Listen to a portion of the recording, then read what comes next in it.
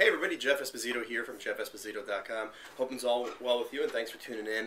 A few days ago I wrote a post about the social media Venn diagram, and the few areas that the spare.coms that had in it, with the stalking, the ADHD, and the narcissism. So one of the things that I was reflecting on as the post written, a lot of people read it and kind of chimed in on Twitter about what they thought about it.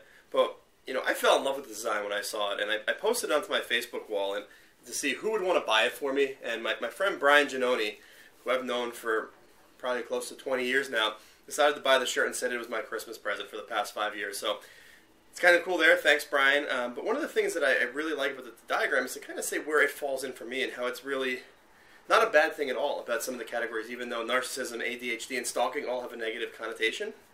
If you think about it on one level, we'll look at it one way. Narcissism, everybody in the social space is a narcissist of some ways, and look at the domain of the site, it's jeffesposito.com. Any blog you're reading is probably going to have the author's name in it somewhere.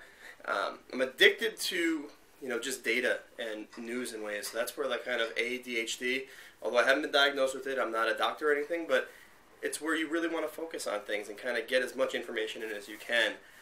The social media sites definitely help it, and probably the one that's closest to home for me is the stalking factor. In the category, MySpace falls under ADHD and narcissism, but for me it should kind of fall into the stalking, because if it wasn't for that, I kind of wouldn't be wearing this ring on my finger today, because way back when I met my wife, we were living 3 states apart, and we kind of kept tabs on each other by looking at MySpace pictures. That's before Facebook was open to everybody, and MySpace was really the cool place to be for all the cool kids, and we kind of stalked back and forth and kind of kept the relationship going when it was between visits. So I think that it's a good thing.